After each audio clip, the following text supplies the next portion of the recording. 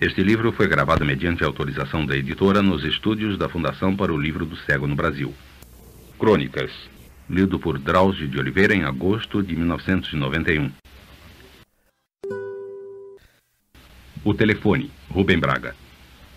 Honrado senhor diretor da companhia telefônica, quem vos escreve é um desses desagradáveis sujeitos chamados assinantes, e do tipo mais baixo, dos que atingiram essa qualidade depois de uma longa espera na fila. Não venho, senhor, reclamar nenhum direito. Li o vosso regulamento e sei que não tenho direito a coisa alguma, a não ser a pagar a conta. Esse regulamento, impresso na página 1 da vossa interessante lista, que é meu livro de cabeceira, é mesmo uma leitura que recomendo a todas as almas cristãs que tenham, entretanto, alguma propensão para o orgulho ou soberba. Ele nos ensina a ser humildes. Ele nos mostra o quanto nós, assinantes, somos desprezíveis e fracos. Aconteceu, por exemplo, senhor, que outro dia um velho amigo deu-me a honra e o extraordinário prazer de me fazer uma visita. Tomamos uma modesta cerveja e falamos de coisas antigas. Mulheres que brilharam outrora, madrugadas d'antanho, flores de outras primaveras. E a conversa quente e cordial, ainda que algo melancólica, tal só em ser as parolas vadias de cumpinchas velhos, quando o telefone tocou. Atendi. Era alguém que queria falar ao meu amigo. Um assinante mais leviano teria chamado o amigo para falar. Sou, entretanto, um severo respeitador do regulamento, em vista do que comuniquei ao meu amigo que alguém lhe queria falar, o que infelizmente eu não podia permitir. Estava, entretanto, disposto a tomar e transmitir qualquer recado. Irritou-se o amigo, mas fiquei inflexível, mostrando-lhe o artigo 2 do regulamento, segundo o qual o aparelho instalado em minha casa só pode ser usado pelo assinante, pessoas de sua família, seus representantes ou empregados. Devo dizer que perdi o amigo, mas salvei o respeito ao regulamento. Dura lex, sed lex. Eu sou assim. Sei também, artigo 4, que se minha casa pegar fogo, terei de vos pagar o valor do aparelho, mesmo que esse incêndio, artigo 9, for motivado por algum circuito organizado pelo empregado da companhia com material da companhia. Sei, finalmente, artigo 11, que se, exausto de telefonar do botequim da esquina a essa distinta companhia para dizer que meu aparelho não funciona, eu vos chamar e vos disser com lealdade, com as únicas expressões adequadas, o meu pensamento, ficarei eternamente sem telefone, pois o uso de linguagem obscena constituirá motivo suficiente para a companhia desligar e retirar o aparelho. Enfim, senhor, eu sei tudo, que não tenho direito a nada, que não valho nada, não sou nada. Há 2 dias meu telefone não fala, nem ouve, nem toca, nem tuge, nem muge. Isso me trouxe, é certo, um certo sossego ao lar. Porém, amo, senhor, a voz humana. Sou uma dessas criaturas tristes e sonhadoras que passa a vida esperando que, de repente, a Rita Hayworth me telefone para dizer que o Ali Khan morreu e ela está ansiosa para gastar com o velho Braga o dinheiro de sua herança, pois me acha muito simpático e insinuante, e confessa que em Paris muitas vezes se escondeu em uma loja defronte do meu hotel só para me ver sair. Confesso que não acho tal coisa improvável. O Ali Khan ainda é moço, e Rita não tem o meu número. Mas é sempre doloroso pensar que se tal coisa acontecesse, eu jamais saberia, porque meu aparelho não funciona. Pensai nisso, senhor.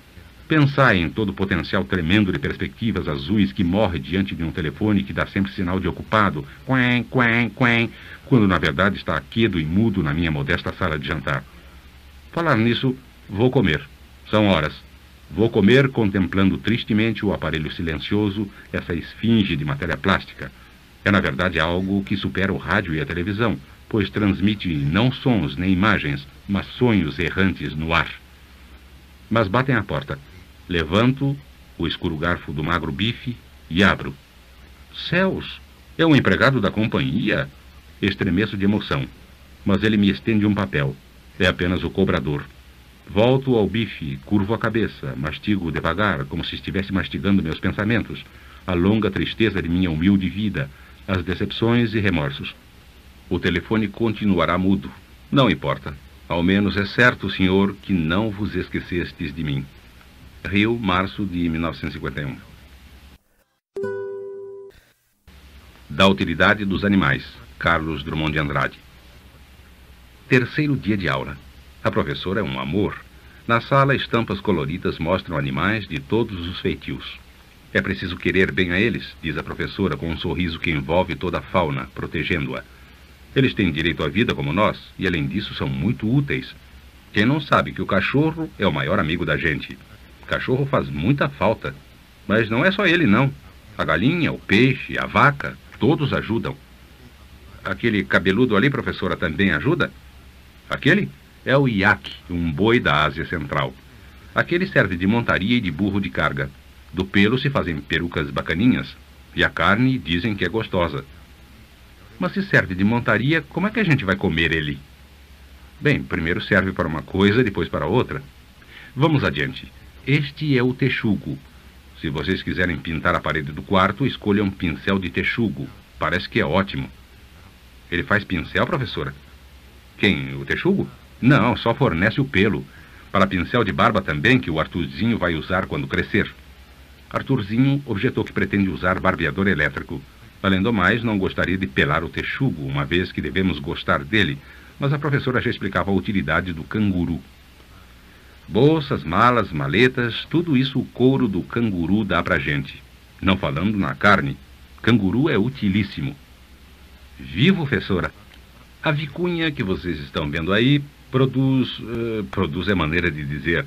Ela fornece, ou por outra, com o pelo dela nós preparamos ponchos, mantas, cobertores, etc.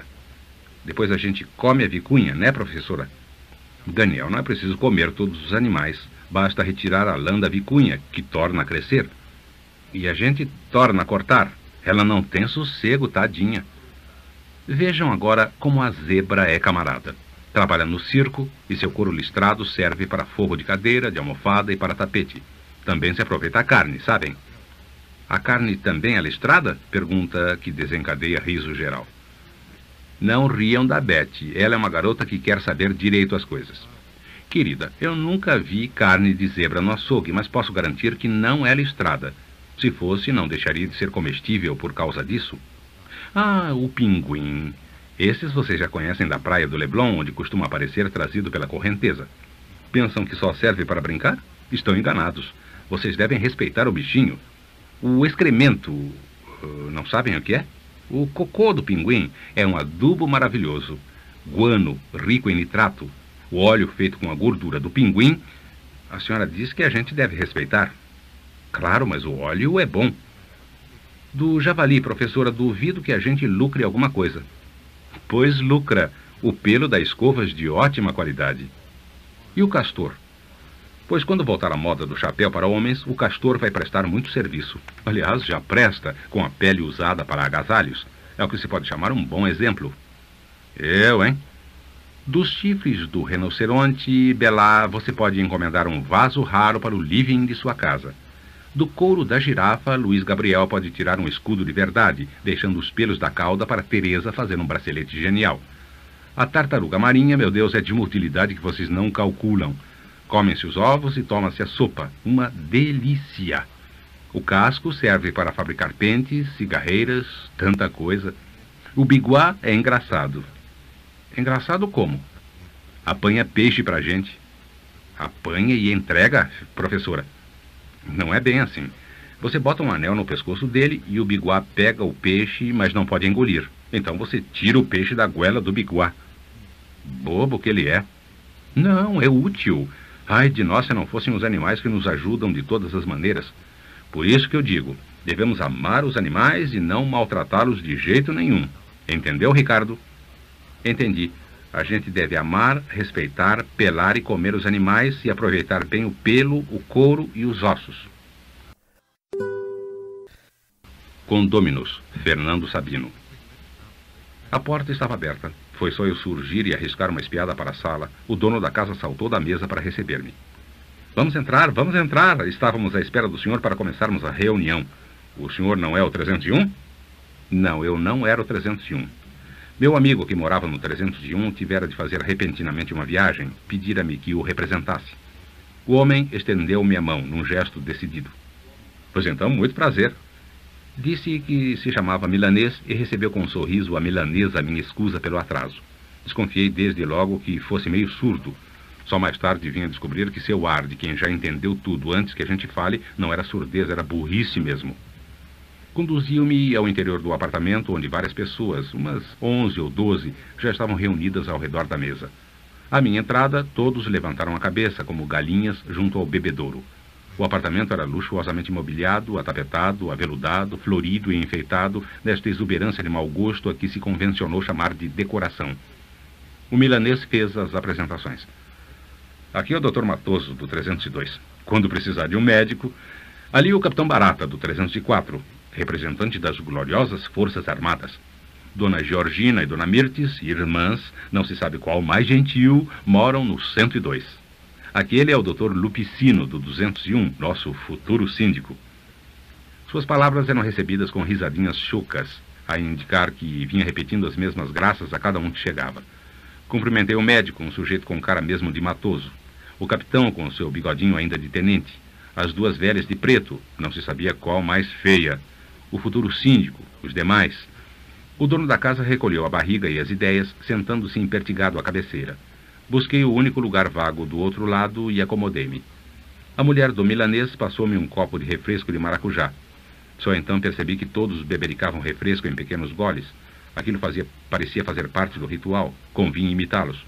Um dos presentes, solene, papel na mão, aguardava que se restabelecesse a ordem para prosseguir. Desculpem a interrupção, gaguejei. Podem continuar. Não havíamos começado ainda, escusou-se o milanês todo simpaticão. Estávamos apenas trocando ideias. Se o senhor quiser, recomeçamos tudo, emendou a milanesa mais prática. Ali o nosso Jorge, do 203, dizia que precisávamos... perdão, quem dizia era o Dr. Lupicino. E o nosso Jorge, do 203, um rapaz roliço como uma salsicha de óculos, passou para a extrema. A esta altura interveio o capitão, chutando em gol. Pode prosseguir a leitura. Alguém a meu lado explicou. O Dr. Lupicino fez um esboço de regulamento. O senhor sabe, um regulamento sempre é necessário. O Dr. Lupicino pigarreou e leu em voz alta. Quinto, é vedado aos moradores... espere, voltou-se para mim. O senhor quer que eu leia os 4 primeiros? Não é preciso, interveio o milanês. Os 4 primeiros servem apenas para introduzir o quinto. Vamos lá. Quinto, é vedado aos moradores guardar nos apartamentos explosivos de qualquer espécie. O capitão se inclinou interessado. É isso que eu dizia. Este artigo não dá certo. Suponhamos que eu, como oficial do exército, traga um dia para casa uma dinamite. O senhor vai ter dinamites em casa, capitão? Espantou-se uma das velhas, a dona Mirtes. Não, não vou ter, mas posso um dia cismar de trazer. Um perigo, capitão. Meu Deus, as crianças... E uma senhora gorda na ponta da mesa levou a mão à peitaria. Pois é o que eu digo. Um perigo, tornou o capitão. Devíamos proibir. Pois então. Ninguém entendia o que o capitão queria dizer. Ele voltou à carga. Imagine se um dia a dinamite explode e mata todo mundo. Não, é preciso deixar bem claro no regulamento. Não é vedado ter em casa explosivos de qualquer espécie. Não é vedado? Quer dizer que pode ter? Desafiou o autor do regulamento, já meio irritado. Quero dizer que não pode ter explosivos, respondeu o capitão quase a explodir. O capitão não sabia o que queria dizer a palavra vedado. E dali não passariam nunca se o Jorge, do 203, não tivesse levantado a lebre. Vedado é proibido, capitão. Vedado explosivo. Proibido explosivo. Vedado proibido? Confundia-se, mas não dava o braço a torcer. Eu sei, mas acho que devíamos deixar mais claro o que é proibido. Isso de explosivo é perigoso. Vedado só é pouco. Se vamos proibir, é preciso a palavra não, para dar mais ênfase, compreenderam? Não é vedado. Continue, ordenou o milanês. O capitão, vedado pela própria ignorância, calou o bico. O Dr. Lupicino continuou a leitura e em pouco já ninguém estava prestando atenção. Todos concordavam com a cabeça ao fim de cada artigo, quando o homem corria os olhos pela sala para recolher a aprovação. O milanês, a certa altura, sugeriu que interrompessem o regulamento em favor da eleição do síndico. Já se fazia tarde e dali haveria de sair um síndico naquela noite. A milanesa se aproveitou para ir lá dentro buscar mais refresco. Sugiro que aclamemos o nome do Dr. Lupicino para síndico, disse uma das velhas, desta vez a dona Georgina. Todos aprovaram, menos o milanês, que pelo jeito queria ser síndico também. Estamos numa democracia, falou tentando o engraçadinho. E sem desfazer os méritos ali do nosso preclaro Dr. Lupicino, acho que devemos lançar mão da mais importante das instituições democráticas, o voto secreto. Não precisa ser secreto, sorriu Lupicino, certo da vitória. Somos poucos, todos conhecidos, quase uma família.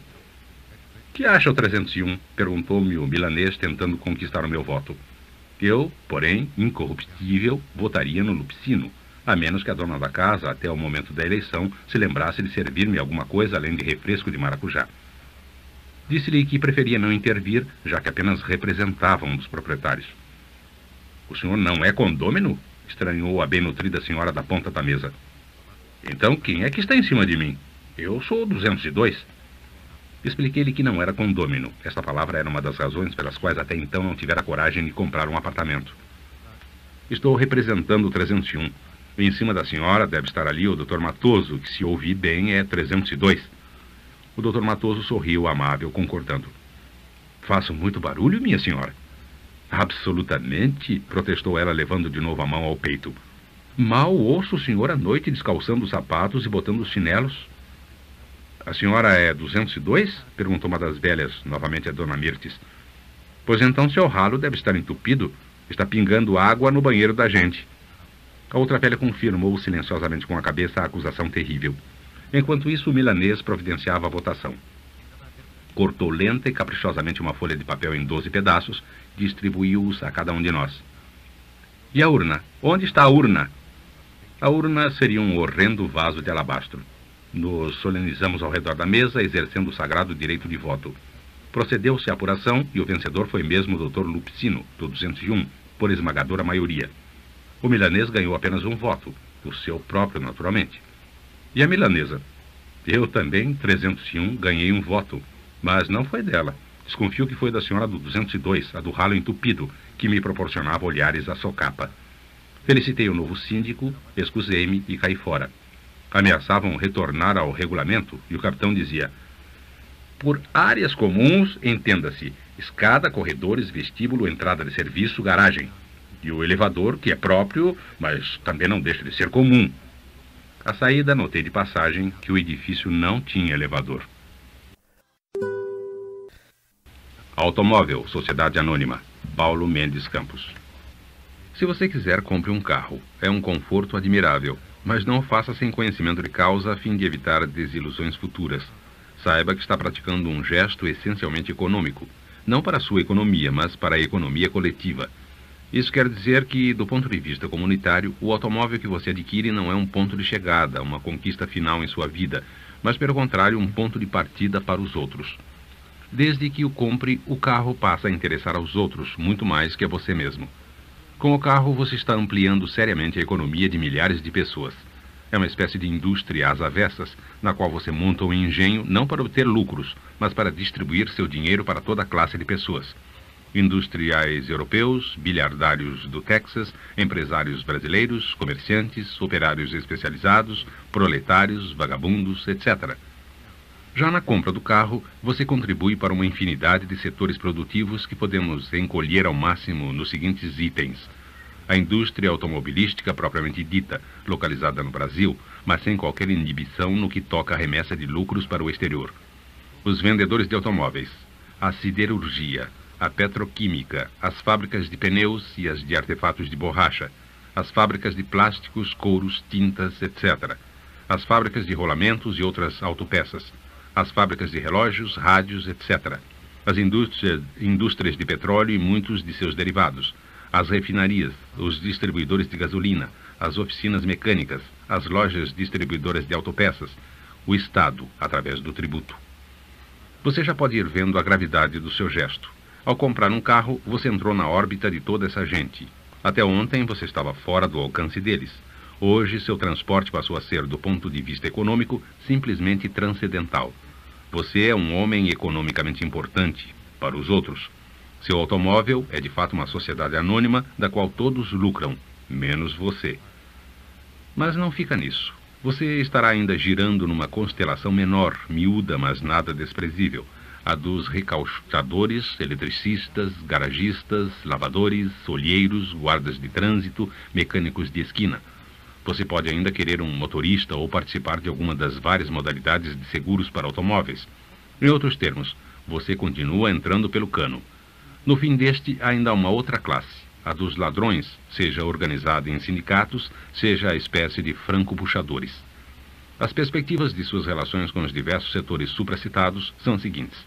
Você pode ter sorte com o carro adquirido, mas pode também ter azar. As oficinas mecânicas, boas ou más, sempre lhe arrancarão um máximo de tutu com um mínimo de esforço. As fábricas de autopeças exploram os vendedores apelam para você. Nos postos de gasolina, a lubrificação do seu carro pode ser mal feita, o óleo pode não ser trocado e na própria gasolina você pode ser lesado. Uma oficina pode também causar a seu motor um dano irremediável ou trocar uma peça boa por uma peça ruim. O recauchutador pode dizer-lhe que seus pneus não prestam mais a fim de vender-lhe pneus novos e recauchutar os velhos para vendê-los a terceiros. O garagista e o mecânico poderão de vez em quando dar uma voltinha no seu carro, estando você de sorte se a batida que lhe der for de pouca monta. O mecânico de esquina, muitas vezes indispensável, é prejuízo certo. O lavador jamais cumpre o trato de fazer o trabalho todos os dias. O guardador, se não for muito bem gorjeteado, reserva para você as piores vagas e manobra com seu carro como se fosse um tanque de guerra. Se você tem motorista, considere-se não o proprietário, mas o sócio de um automóvel. São os motoristas os melhores filhos, sobrinhos, netos, pais, tios e primos do Brasil, estando a todo momento precisando de visitar esses parentes enfermos. O guarda de trânsito, se é honesto, capricha na multa. Caso contrário, capricha na facada. As companhias de seguro são ficções. No momento em que você bateu ou foi batido por um motorista que tenha seguro contra terceiros, há de aprender dolorosamente que o valor dos contratos dessa natureza é muito relativo. Uma choudra, para dizer tudo. Restam ainda os ladrões ou os outros ladrões. Arrombam-lhe o carro, carregam pneus sobressalentes, espelhos, ferramentas, calotas, aros, rádio, antena, objetos deixados no porta-luva e, pior que tudo, os documentos. Às vezes levam o carro todo. A polícia lhe dirá que não dispõe de meios para prender o ladrão. Como proprietário de automóvel, você ainda terá relações com outras pessoas. Com o serviço de trânsito, que poderá, entre outras picardias, esvaziar seus pneus. Com os colegas motoristas que preferem bater no seu paralama a dar uma marcha ré no meio metro. Com pedestres e ciclistas imprudentes. Com as crianças diabólicas que riscam a sua pintura, sobretudo quando o carro está novinho em folha. Com os sujeitos que só dirigem de farol alto. Com os barbeiros de qualidades diversas, alguns mortais. Com a juventude transviada, com parentes e amigos que o consideram um sujeito excelente ou ordinário, conforme sua subserviência às necessidades deles. Poderia escrever páginas e páginas sobre o automóvel que você comprou ou vai comprar, mas fico por aqui. Tenho de tomar um táxi e ir à oficina para ouvir do mecânico que o meu carro ainda não está pronto. De qualquer forma, não desanime com minha crônica. Paga a pena ter carro, pois ser pedestre, embora mais tranquilo e mais barato, é ainda mais chato. A não ser que você tenha chegado com Pascal à suprema descoberta, a de que todos os males do homem se devem ao fato de ele não ficar quietinho no quarto. Glória, Carlos Drummond de Andrade. Meu filho é artista de televisão. Contando, o senhor não acredita. Eu mesmo às vezes penso que é ilusão. Com 8 anos, imagine. Estava brincando na pracinha lá da vila quando passaram uns homens e olharam muito para ele. Meu filho, não é para me gabar, mas é uma lindeza de menino Jesus. Aí um dos homens falou assim para ele: quer fazer um teste ao garoto? O que é teste? Ele respondeu.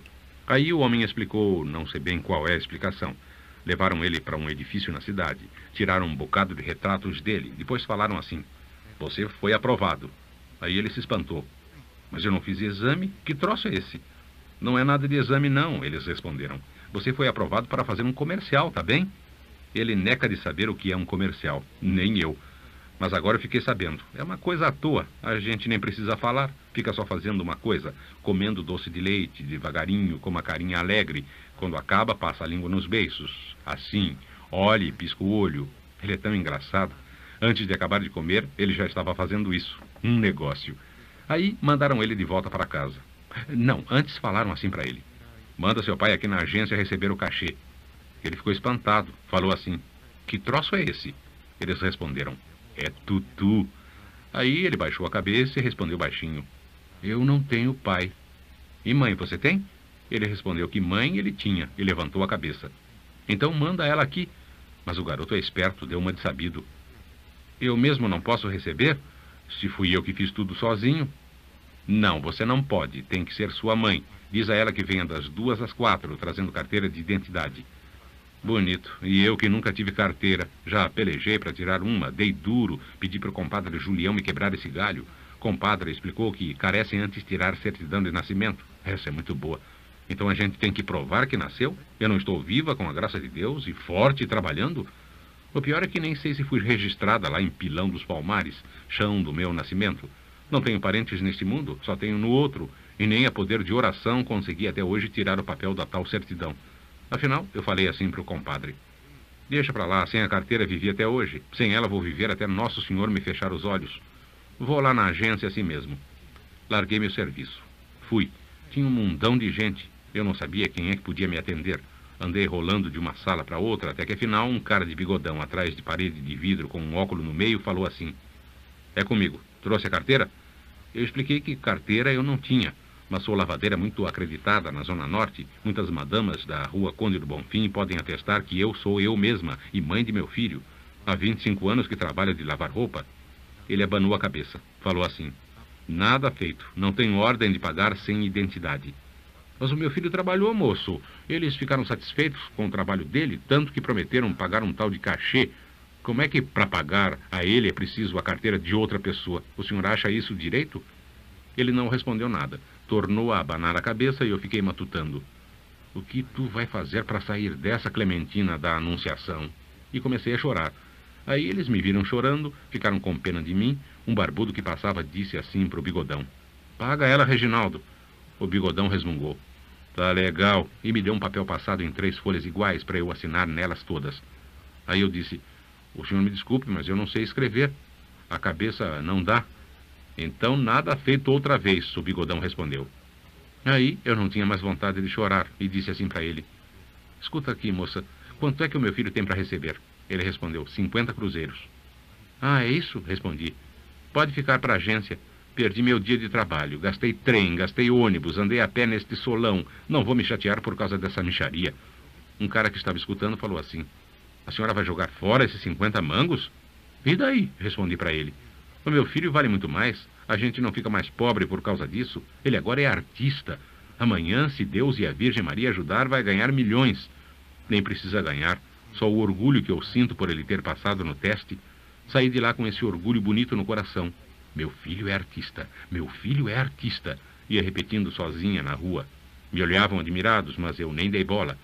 Fui para casa e ligo a televisão, o dia inteiro. Trabalho vendo ela até chegar na hora de meu filho aparecer no comercial comendo doce de coco. Pobre tem televisão. Na vila todos têm. Vai ser um estouro quando meu boneco aparecer e piscar o olho. Então isso não vale mais que 50, que 500 ou 5.000 cruzeiros, ou todos os cruzeiros do mundo? E seu rosto enrugado cintilava de glória. Eloquência singular, Fernando Sabino. Mal iniciara seu discurso, o deputado embatucou: senhor presidente, não sou daqueles que... O verbo ia para o singular ou para o plural. Tudo indicava o plural. No entanto, podia perfeitamente ser o singular. Não sou daqueles que recusam. No plural soava melhor. Mas era preciso precaver-se contra essas armadilhas da linguagem. Que recusa? Ele que tão facilmente caía nelas e era logo massacrado com uma parte. Não sou daqueles que... Resolveu ganhar tempo. Embora perfeitamente cônscio das minhas altas responsabilidades como representante do povo nesta casa, não sou daqueles que recusa, evidentemente. Como é que podia ter pensado em plural? Era um daqueles casos que os gramáticos registram nas suas questiúnculas de português. Ia para o singular, não tinha dúvida. Idiotismo de linguagem, devia ser. Daqueles que, em momentos de extrema gravidade, como este que o Brasil atravessa, safara-se porque nem se lembrava do verbo que pretendia usar. Não sou daqueles que... Daqueles que o quê?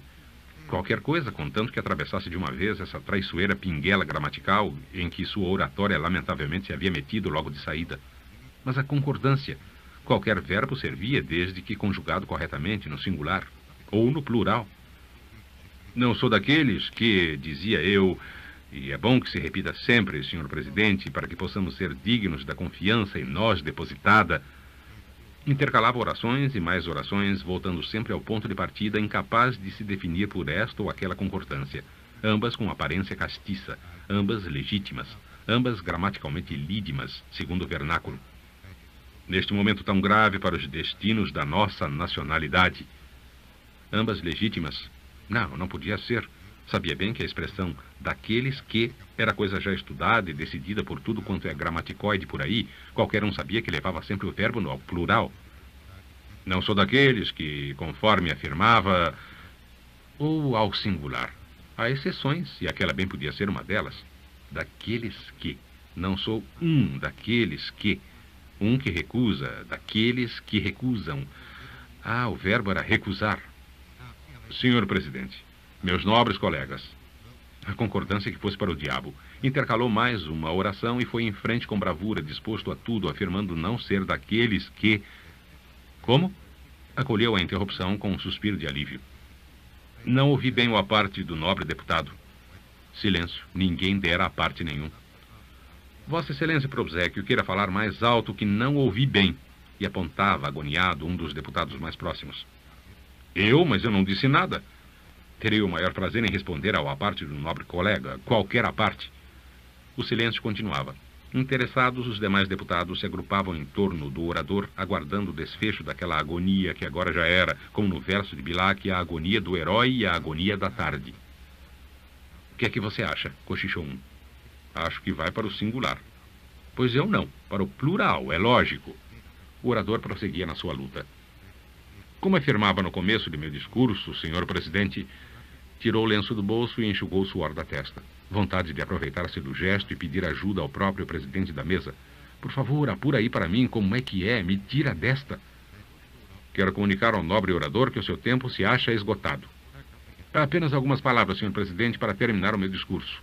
E antes de terminar, quero deixar bem claro que a esta altura de minha existência, depois de mais de 20 anos de vida pública, e entrava por novos desvios. Muito embora, sabendo perfeitamente os imperativos de minha consciência cívica, senhor presidente, eu declaro peremptoriamente, não sou daqueles que... O presidente voltou a adverti-lo de que seu tempo se esgotara. Não havia mais por onde fugir. Senhor presidente, meus nobres colegas, resolveu arrematar de qualquer maneira. Encheu o peito e desfechou. Em suma, não sou daqueles. Tenho dito. Houve um suspiro de alívio em todo o plenário. As palmas romperam. Muito bem, muito bem. O orador foi vivamente cumprimentado. Os diferentes estilos. Paulo Mendes Campos. Parodiando Raymond Queneau, que toma um livro inteiro para descrever de todos os modos possíveis um episódio corriqueiro acontecido em um ônibus de Paris, narra-se aqui em diversas modalidades de estilo um fato comum da vida carioca, a saber, o corpo de um homem de 40 anos presumíveis é encontrado de madrugada pelo vigia de uma construção à margem da Lagoa Rodrigo de Freitas, não existindo sinais de morte violenta. Estilo interjetivo. Um cadáver encontrado em plena madrugada, em pleno bairro de Ipanema. Um homem desconhecido, coitado, menos de 40 anos.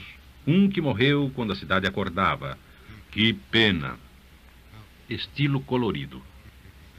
Na cor-de-rosa da aurora, à margem da cinzenta Lagoa Rodrigo de Freitas, um vigia de cor preta encontrou o cadáver de um homem branco, cabelos louros, olhos azuis, trajando calça amarela, casaco pardo, sapato marrom, gravata branca com bolinhas azuis.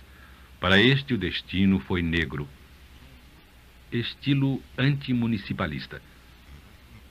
Quando mais um dia de sofrimentos e desmandos nasceu para esta cidade tão mal governada, nas margens imundas, esburacadas e fétidas da Lagoa Rodrigo de Freitas, e em cujos arredores falta água há vários meses, sem falar nas frequentes mortandades de peixes já famosas, o vigia de uma construção, já permitiram por debaixo do pano a ignominiosa elevação de gabarito em Ipanema, encontrou o cadáver de um desgraçado morador desta cidade sem policiamento.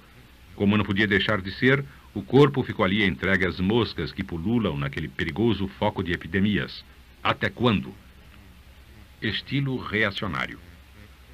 Os moradores da Lagoa Rodrigo de Freitas tiveram na manhã de hoje o profundo desagrado de deparar com o cadáver de um vagabundo que foi logo escolher para morrer de bêbado um dos bairros mais elegantes dessa cidade, como se já não bastasse para enfiar aquele local uma sórdida favela que nos envergonha aos olhos dos americanos que nos visitam ou que nos dão a honra de residir no Rio.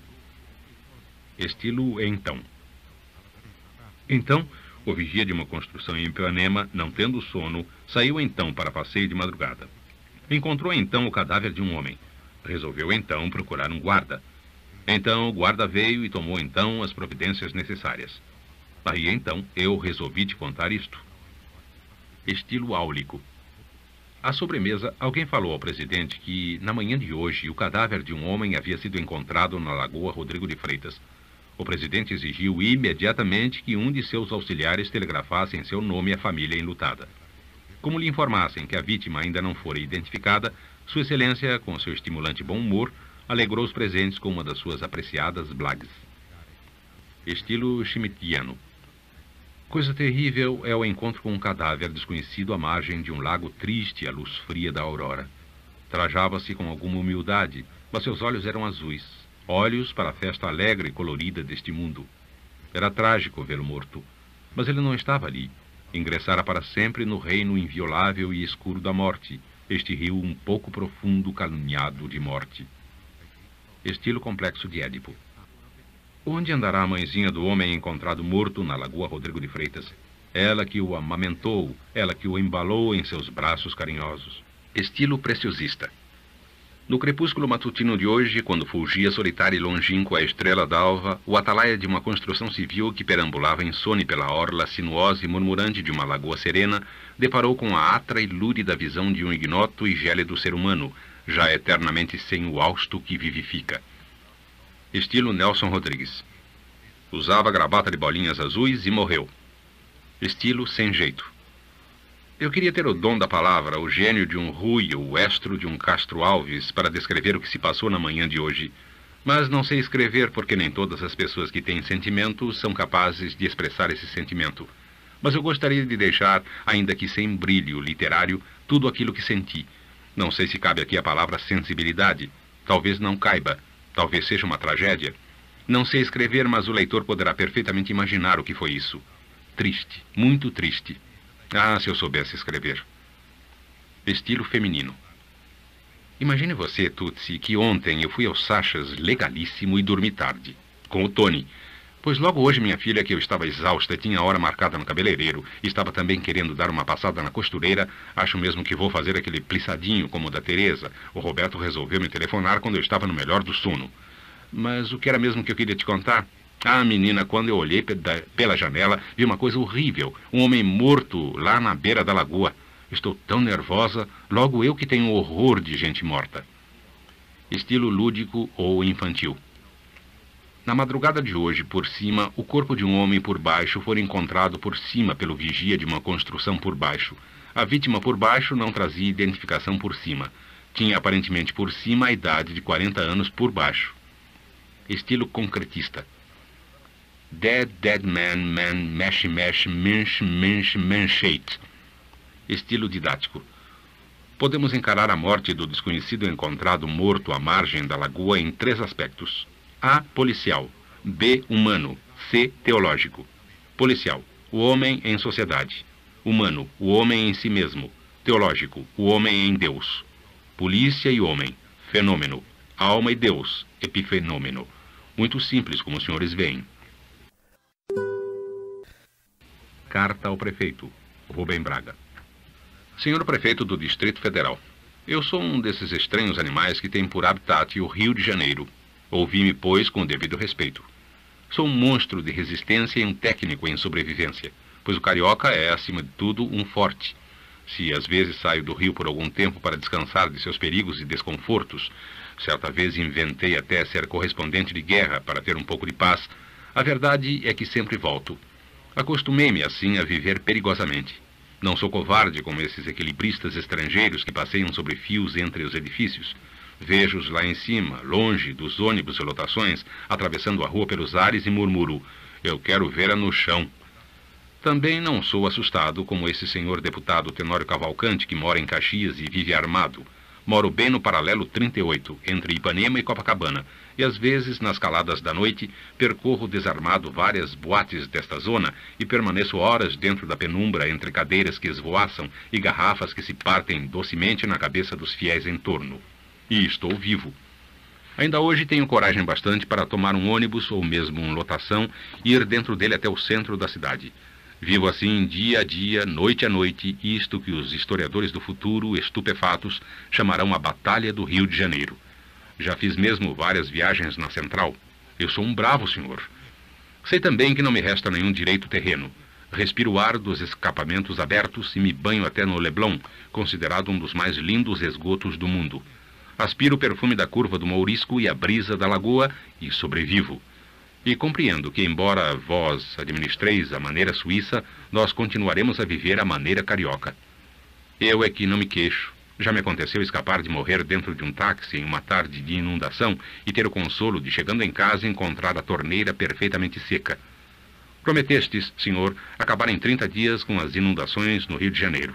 Todo o povo é testemunha desta promessa e do seu cumprimento. É que atacaste, senhor, o mal pela raiz, que são as chuvas. Parou de chover, medida excelente e digna de encômios.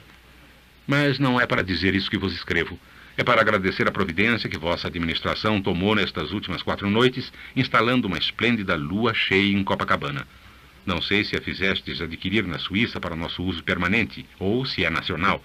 Talvez só possamos obter uma lua cheia definitiva, reformando a Constituição e libertando Vargas. Mas a verdade é que o luar sobre as ondas me consolou o peito, e eu andava muito precisado. Obrigado, senhor. Rio, junho de 1951. Com o mundo nas mãos, Fernando Sabino. Bernardo tem 5 anos, mas já sabe da existência do Japão, e aponta para o céu com o dedo. É atrás daquele teto azul que fica o Japão? Tenho de explicar-lhe que aquilo é o céu, não é teto nenhum. Mas então o céu não é o teto do mundo? Não, o céu é o céu. O mundo não tem teto. O azul do céu é o próprio ar. O Japão fica lá embaixo, e apontei para o chão. O mundo é redondo feito uma bola. Lá para cima não tem país mais nenhum, não. Só o céu mesmo, mais nada.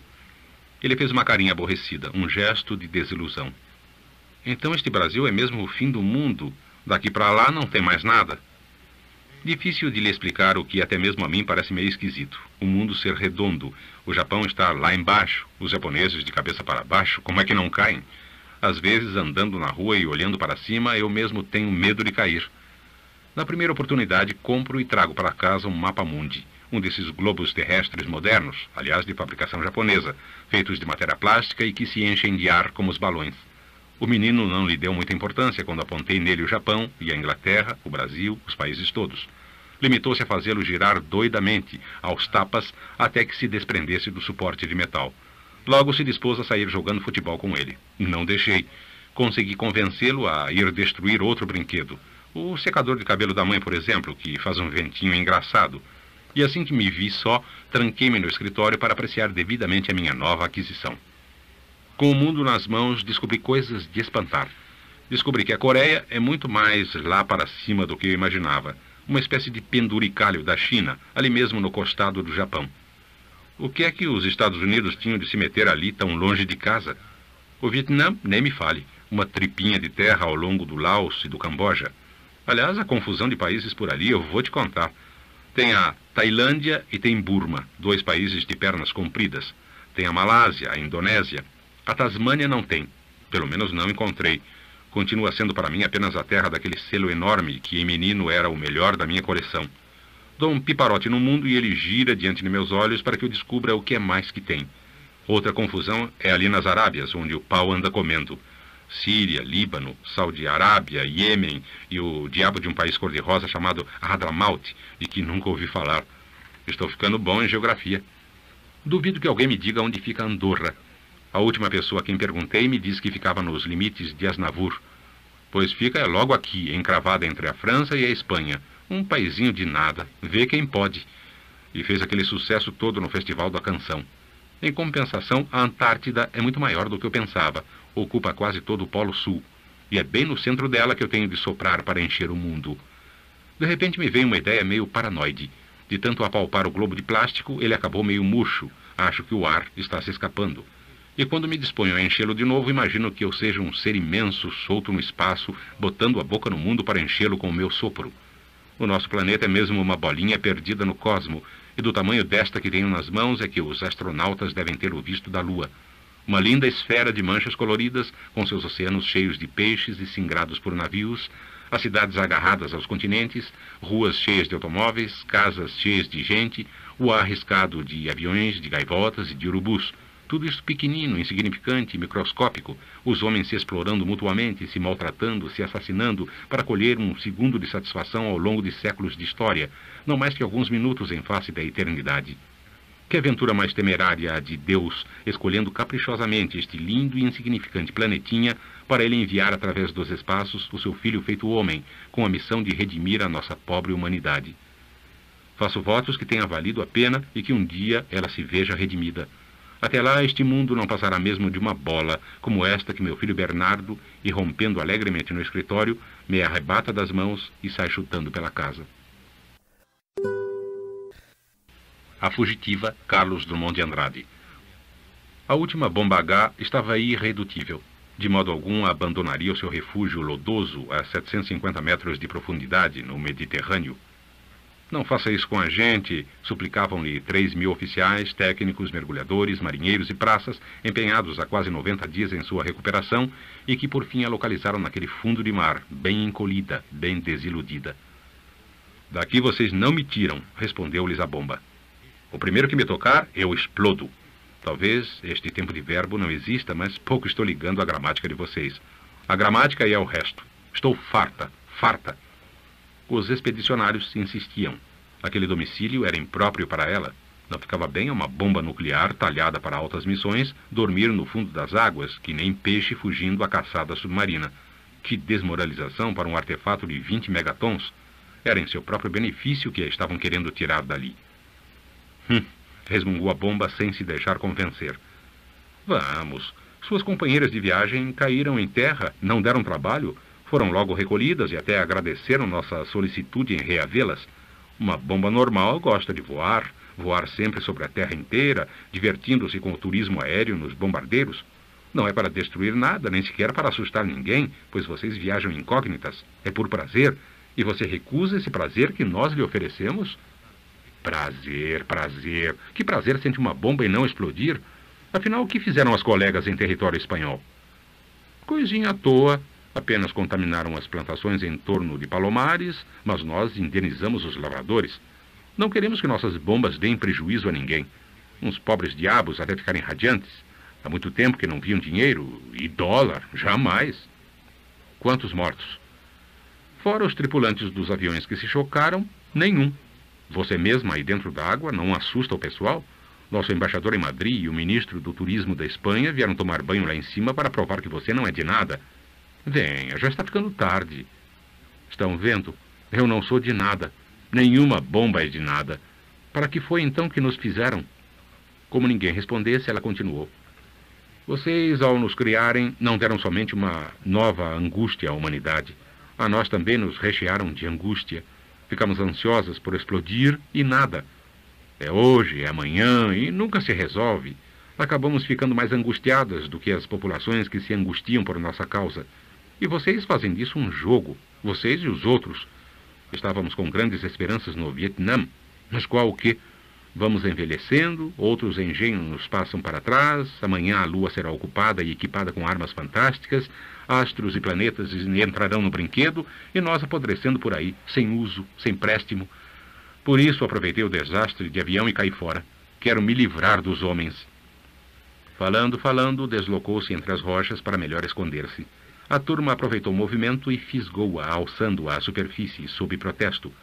Esta não escapa à sorte de voar sobre a terra, depois de recondicionada. Nem elas escapam. O fiscal da noite, Rubem Braga. Fui eu que vi o cruzeiro erguer-se do mar e mais tarde chegar até o horizonte de minha varanda. Vi 2 estrelas muito brilhantes nascerem depois dele e subirem também. Analfabeto olhando as estrelas, segui sua navegação sem saber seus nomes. Vigiei de meu imóvel tombadilho. Estava solitário, mas não triste. Lembrei o velho dito dos bêbados. A noite ainda é uma criança. Mas o tempo avança. Agora medito no seio de uma noite madura, como a sombra de uma grande árvore. De raro em raro, madura demais, cai uma estrela e se perde na escureza do céu ou do chão. Quase não vejo o mar, apenas o precinto e o sei arfando lânguido, sem vento. Deus me pôs nesta rede a olhar a noite. Não tenho sono nem vontade de sair. Não telefonarei para ninguém. Sou como um débil mental a quem houvessem dado o emprego de fiscalizar as estrelas e acompanho com paciência sua marcha lenta. Devo dizer que estão se comportando bem, tanto as mais novas como as mais velhas. Andam de leste para oeste de maneira amorosa e sensata, guardando com atenção as respectivas distâncias. Se o major oficial me telefonar, direi que não há nenhuma alteração. O nascimento da lua está marcado para as 2h45 da madrugada. Espero que seja pontual e não me dê aborrecimentos. O número de estrelas cadentes é diminuto. Informarei. Pequenas baixas. O desperdício de estrelas durante a noite a meu cargo foi mínimo e creio inevitável. Nosso estoque é imenso, Sr. Major. O Major comunicará ao coronel, este ao general, este ao presidente da República. O presidente da República expedirá mensagens congratulatórias a Deus e a Albert Einstein, no paraíso. Adormeço na rede e desperto assustado. Mas o céu está em ordem e as estrelas marcham sempre na mesma direção como crianças bem comportadas. Deus me pôs nesta rede e o diabo me fez dormir. Felizmente a lua ainda não nasceu. Risco um fósforo para olhar meu relógio. A opinião do prefeito de Genebra sobre a hora de Ipanema. Meu famoso relógio antimagnético, antiatômico e antitilírico, e suspiro aliviado. Ainda faltam 18 minutos para o nascimento da lua. Levanto-me e tomo posição em outro ângulo da varanda, murmurando: vamos providenciar isso. Segredo, Paulo Mendes Campo. Há muitas coisas que a psicologia não nos explica. Suponhamos que você esteja em um 12º andar em companhia de amigos e, debruçando-se à janela, distinga lá embaixo, inesperada naquele momento, a figura de seu pai, procurando atravessar a rua ou descansando em um banco diante do mar. Só isso. Porque então todo esse alvoroço que visita a sua alma de repente, essa animação provocada pela presença distante de uma pessoa da sua intimidade? Você chamará os amigos para mostrar-lhes o vulto de traços fisionômicos invisíveis. Aquele ali é o papai. E os amigos também hão de sorrir, quase enternecidos, participando um pouco de sua glória, pois é inexplicavelmente tocante ser amigo de alguém cujo pai se encontra longe, fora do alcance do seu chamado. Outro exemplo. Você ama e sofre por causa de uma pessoa e com ela se encontra todos os dias. Por que então, quando esta pessoa aparece à distância, em hora desconhecida aos seus encontros, em uma praça, em uma praia, voando na janela de um carro, por que essa ternura violenta dentro de você e essa admirável compaixão? Por que motivo reconhecer uma pessoa ao longe sempre nos induz a um movimento interior de doçura e piedade? Às vezes trata-se de um simples conhecido. Você o reconhece de longe em um circo, um teatro, um campo de futebol, e é impossível não infantilizar-se diante da visão. Até para com os nossos inimigos, para com as pessoas que nos são antipáticas, a distância em relação ao desafeto atua sempre em sentido inverso. Ver um inimigo ao longe é perdoá-lo bastante. Mais um caso. 2 amigos íntimos se veem inesperadamente de 2 janelas. Um deles está, digamos, no consultório do dentista. O outro visita o escritório de um advogado no centro da cidade. 5 horas da tarde. Lá embaixo, o tráfego estridula. Ambos olham distraídos e cansados quando se descobrem mutuamente. Mesmo que ambos, 1 hora antes, estivessem juntos, naquele encontro súbito e de longe é como se não se vissem há muito tempo. Com todas as graças da alma despertas, eles começam a acenar-se, a dar gritos, a perguntar por gestos o que o outro faz do outro lado. Como se tudo isso fosse um mistério. E é um mistério. Palavras amargas, Paulo Mendes Campos. Nosso avião sofreu uma pane em São Paulo. Sinto muito, mas a carteira não está operando no momento. Moço, seu pneu está arriado. Antes de tudo, o senhor vai me fazer uma radiografia e um hemograma. Na minha opinião, o seu caso é de cirurgia. Está me parecendo hepatite. Raramente erro. Este é extrair o mais depressa possível. Se doer, você avisa. O crime de plágio perfeito, Rubem Braga. Aconteceu em São Paulo por volta de 1933 ou 4. Eu fazia crônicas diárias no Diário de São Paulo e, além disso, era encarregado de reportagens e serviços de redação. Ainda tinha uns bicos por fora. Fundou-se naquela ocasião um semanário humorístico, o Interventor, que depois haveria de se chamar O Governador. Seu dono era Laio Martins, excelente homem de cabelos brancos e sorriso claro, boêmio e muito amigo. Pediu-me colaboração. O que podia pagar era muito pouco, mas eu não queria faltar ao amigo. Escrevi algumas crônicas assinadas. Depois comecei a falhar muito e, como lá eu reclamasse, inventei um pretexto para não escrever.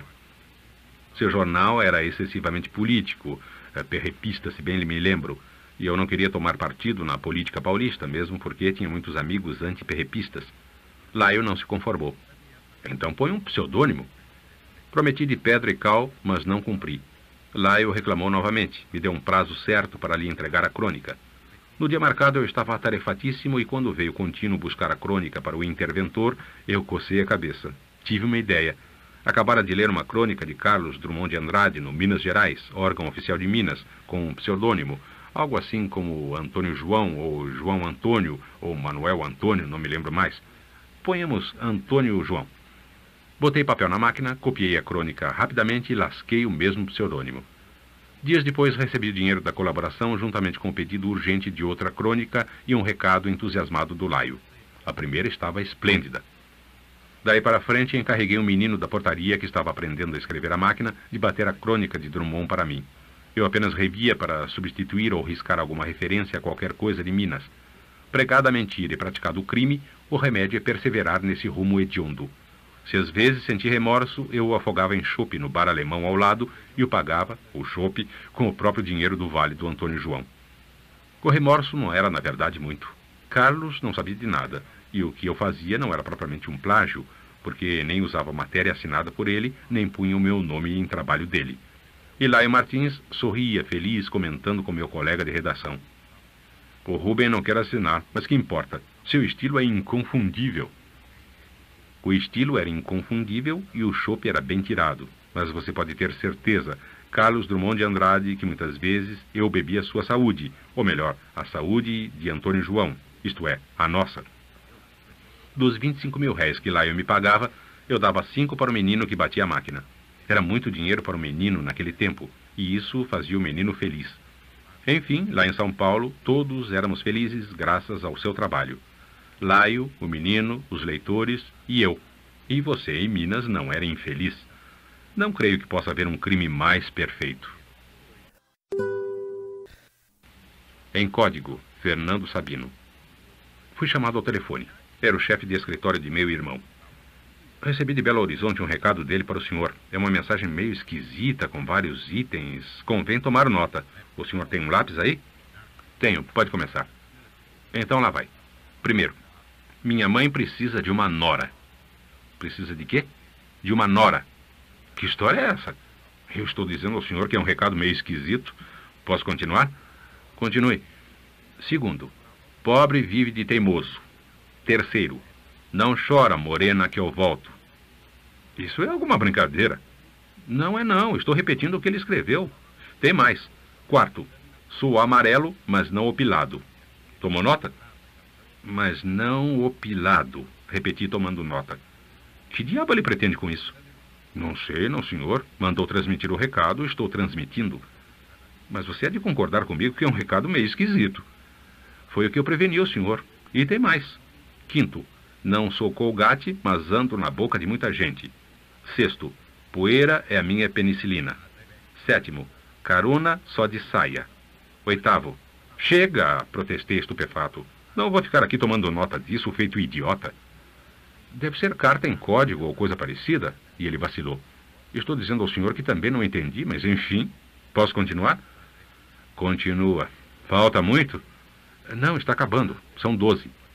Oitavo, vou, mas volto. Nono, chega à janela, morena. Décimo, quem fala de mim tem mágoa. 11º, não sou pipoca, mas também dou meus pulinhos. Não tem dúvida. Ficou maluco. Maluco não digo, mas como o senhor mesmo disse, a gente até fica com um ar meio idiota.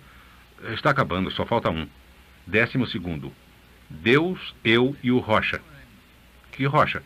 Não sei, é capaz de ser a assinatura. Meu irmão não se chama Rocha, essa é boa. É, mas foi ele que mandou, isso foi. Desliguei atônito, fui até refrescar o rosto com água para poder pensar melhor. Só então me lembrei, haviam-me encomendado uma crônica sobre essas frases que os motoristas costumam pintar como lema à frente dos caminhões. Meu irmão, que é engenheiro e viaja sempre pelo interior fiscalizando obras, prometera ajudar-me, recolhendo em suas andanças farto e variado material. E ele viajou. O tempo passou e acabei me esquecendo completamente o trato, na suposição de que o mesmo lhe acontecera. Agora o material ali estava. Era só fazer a crônica. Deus, eu e o Rocha. Tudo explicado. Rocha era o motorista. Deus era Deus mesmo. E eu, o caminhão. Calça literária. Carlos Drummond de Andrade. É assíduo leitor de blusas, camisas, saias, calças estampadas. Não lhe escapa um exemplar novo. Parece desligado e observa tudo. Segundo ele, as peças de indumentária masculina e feminina, ostentando símbolos e nomes de universidades americanas, manchetes, páginas de jornal, retratos de Pelé e Jimi Hendrix, apelos ao amor que não à guerra, etc., há muito deixaram de ser originais. Constituem invólucros rotineiros de pessoas de qualquer idade. A gente estranha uma camisa inteiramente nua de dizeres ou figuras, a roupa que não diz nada, só roupa. Hoje, lê-se mais nos tecidos do que nos livros. E não é ler apenas, é ver cinema e televisão, pois os corpos, ao se moverem, dinamizam as figuras estampadas, o que de um modo ou de outro contribui para a cultura de massas. Informa. Estou pensando em aproveitar esse material para fins especificamente didáticos. Através dele ensinar geografia, história, matemática, medicina de urgência, imposto de renda, ortografia desmistificada, essas coisas. O indivíduo cobre-se e vai distribuindo ciência. Ou aprendendo. 20 minutos no ônibus. Que aula! Classes ao ar livre, na feira, na fila. Escola dinâmica. Você sozinho é um Mobral 1971. Ontem eu li uma calça comprida de mulher que à primeira vista não tinha nada de especial. Estava escrita como tantas outras. Mas o texto, não confundir com textura, me chamou a atenção. Geralmente calças e blusas não são literárias. Trazem notícias, anúncios, slogans, mas versos ainda não tinha visto, pois essa tinha poemas em português de Camões ao Vinícius. Tomou nota? Claro! Aliás, a usuária foi muito gentil. Percebendo que eu mirava a parte inferior do seu revestimento, gratificou-me com um sorriso que eu traduzi assim: pode mirar mais. E eu mirei. Aí puxei da caneta e ela sorriu outra vez como quem diz: pode copiar também. Copiei. Tudo? Tudo não. A dona da calça estava sentada na sala de espera do cinema, só o que era visível. Depois se levantou, foi ao bebedouro, deu tempo para eu colher mais alguma coisa no ir e vir. Não tive coragem de pedir-lhe que desse umas voltas. Você compreende, sou tímido. Estou vendo.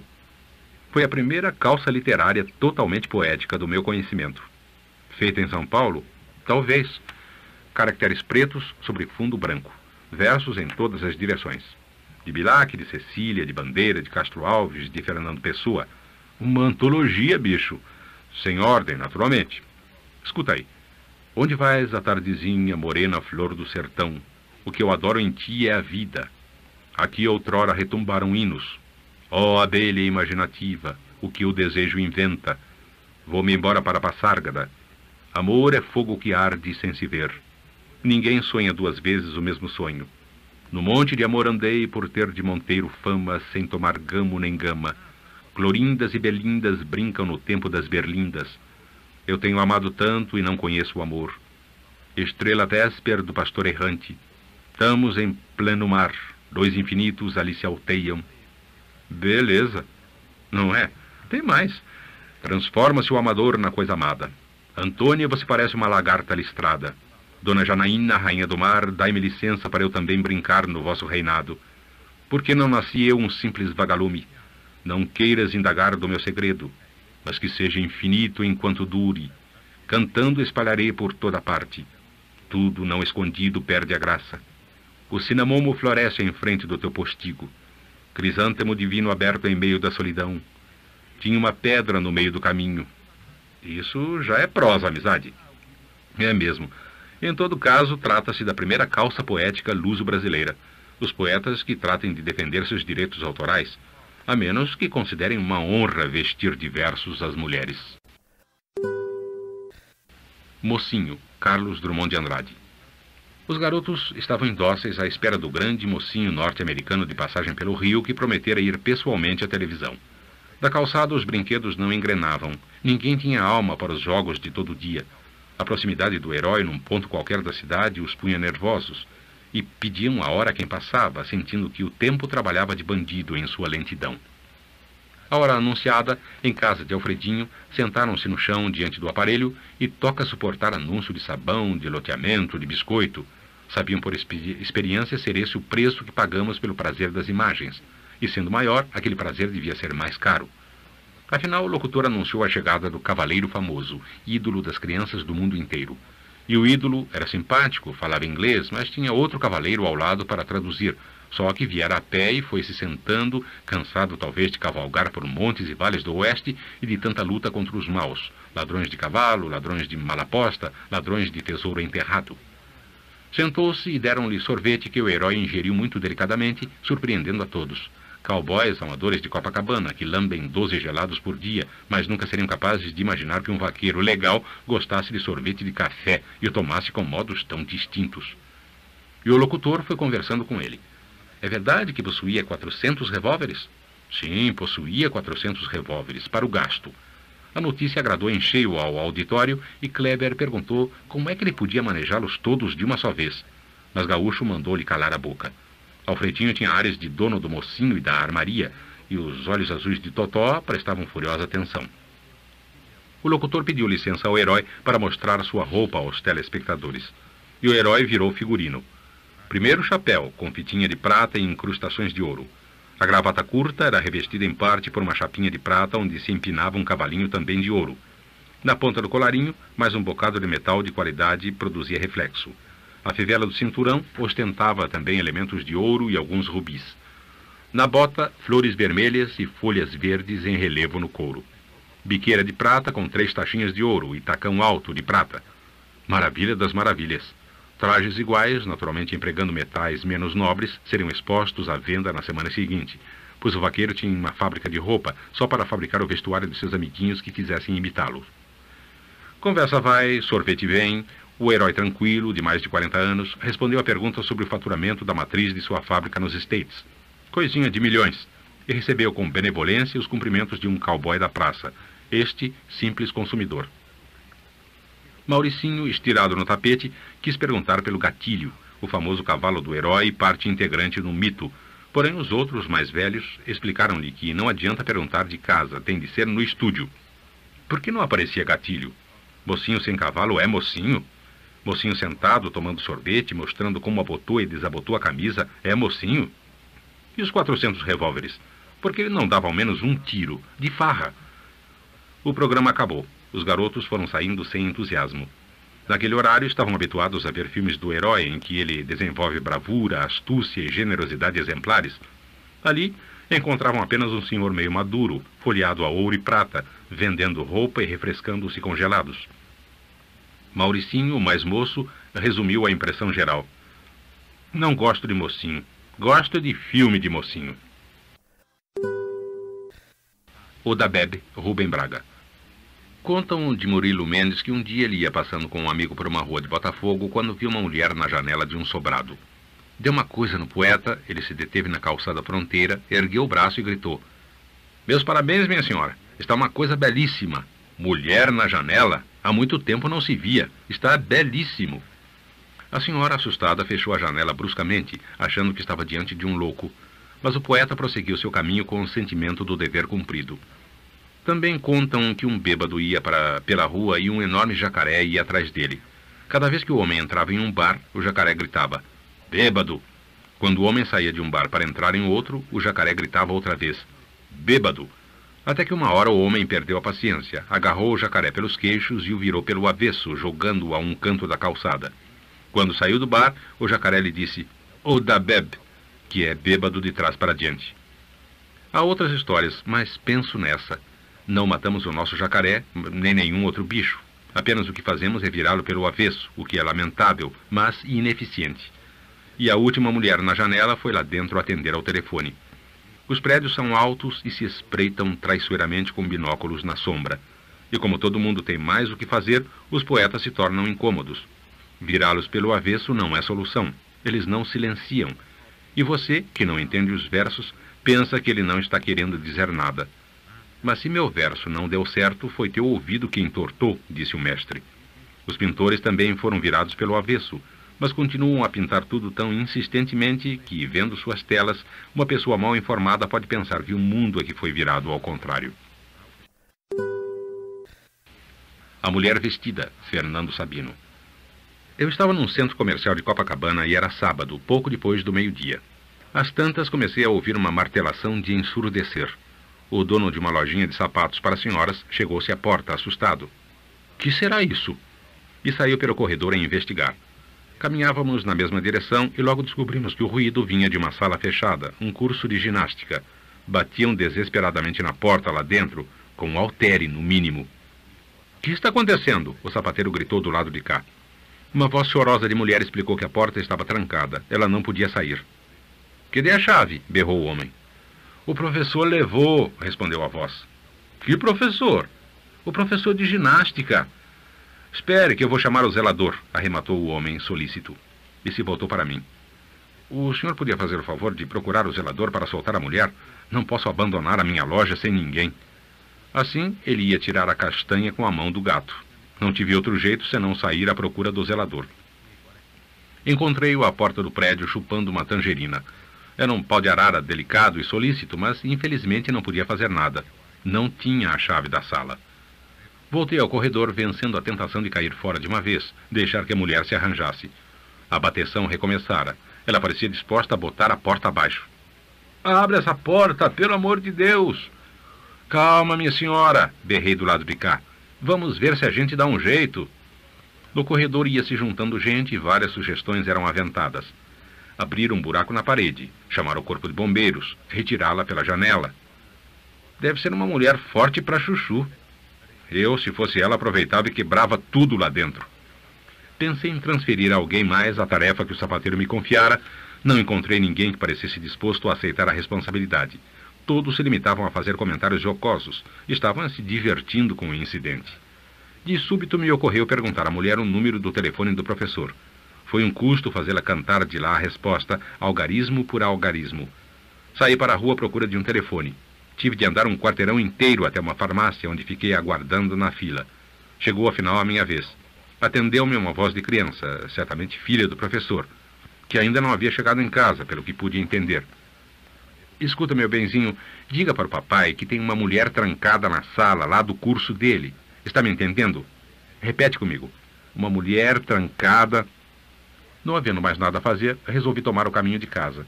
Mas a curiosidade me arrastou mais uma vez até o centro comercial para uma última olhada sem compromisso. O interesse conquistara todo o andar. Espalhava-se aos demais, ganhava a rua. Gente se acotovelava diante do prédio. Agora era uma multidão de verdade que acompanhava os acontecimentos. Por que não arrombam a porta de uma vez? O que é que a mulher está fazendo lá dentro? Dizem que ela está nua. A palavra mágica correu logo entre a multidão. Nua. Uma mulher nua. E cada vez juntava mais gente ameaçando interromper o tráfego. Mulher nua! Mulher nua! Gritavam os moleques. 2 soldados da polícia militar passaram correndo, cacetete em riste, sem saber para onde se dirigir. A multidão se abriu precavidamente. Um homem de ar decidido pedia licença e ia entrando pelo centro comercial adentro, como quem vai resolver o problema. Devia ser algum comissário de polícia. Era o professor que comparecia com a chave, não sei se mercê de meu recado. Em pouco tempo, a porta do curso de ginástica se abriu e a mulher saiu ressapiada, completamente vestida. Era baixinha e meio gorda. Estava mesmo precisando de ginástica. Para Maria da Graça, Paulo Mendes Campos. Agora que chegaste à idade avançada de 15 anos, Maria da Graça, eu te dou este livro, Alice no País das Maravilhas. Este livro é doido, Maria. Isto é, o sentido dele está em ti. Escuta, se não descobrires um sentido na loucura, acabarás louca. Aprende, pois, logo de saída para a grande vida, a ler este livro como um simples manual do sentido evidente de todas as coisas, inclusive as loucas. Aprende isso a teu modo, pois te dou apenas umas poucas chaves entre milhares que abrem as portas da realidade. A realidade, Maria, é louca. Nem o Papa, ninguém no mundo pode responder sem pestanejar a pergunta que Alice faz à gatinha. Fala a verdade, Dinah. Já comeste um morcego? Não te espantes quando o mundo amanhecer irreconhecível. Para melhor ou pior, isso acontece muitas vezes por ano. Quem sou eu no mundo? Essa indagação perplexa é o lugar comum de cada história de gente. Quantas vezes mais decifrares essa charada, tão entranhada em ti mesma como os teus ossos, mais forte ficarás. Não importa qual seja a resposta. O importante é dar ou inventar uma resposta, ainda que seja mentira. A sozinhez, esquece essa palavra que inventei agora sem querer, é inevitável. Foi o que Alice falou no mundo do poço. Estou cansada de estar aqui sozinha. O importante é que ela conseguiu sair de lá abrindo a porta do poço. Só as criaturas humanas, nem mesmo os grandes macacos e os cães amestrados, conseguem abrir uma porta bem fechada e vice-versa, isto é, fechar uma porta bem aberta. Somos todos tão bobos, Maria. Praticamos uma ação trivial e temos a presunção petulante de esperar dela grandes consequências. Quando Alice comeu o bolo e não cresceu de tamanho, ficou no maior dos espantos. Apesar de ser isso que acontece geralmente às pessoas que comem bolo. Maria, há uma sabedoria social ou de bolso. Nem toda sabedoria tem de ser grave. A gente vive errando em relação ao próximo e o jeito é pedir desculpas 7 vezes por dia. Oh, I beg your pardon. Pois viver é falar de corda em casa de enforcado. Por isso te digo, para tua sabedoria de bolso, se gostas de gato, experimenta o ponto de vista do gato. Foi o que o rato perguntou a Alice. Gostarias de gatos se fosses eu? Os homens vivem apostando corrida, Maria. Nos escritórios, nos negócios, na política, nacional e internacional, nos clubes, nos bares, nas artes, na literatura, até amigos, até irmãos, até marido e mulher, até namorados, todos vivem apostando corrida. São competições tão confusas, tão cheias de truques, tão desnecessárias, tão fingindo que não é, tão ridículas muitas vezes, por caminhos tão escondidos, que quando os atletas chegam exaustos a um ponto, costumam perguntar: a corrida terminou, mas quem ganhou? É bobice, Maria da Graça, disputar uma corrida se a gente não irá saber quem venceu. Se tiveres de ir a algum lugar, não te preocupe a vaidade fatigante de ser a primeira a chegar. Se chegares, sempre, aonde quiseres, ganhaste. Disse o ratinho: minha história é longa e triste.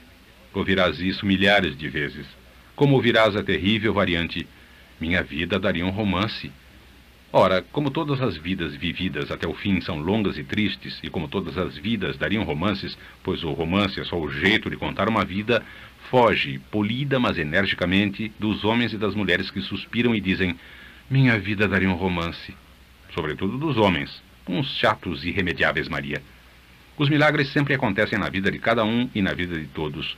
Mas, ao contrário do que se pensa, os melhores e mais fundos milagres não acontecem de repente, mas devagar, muito devagar.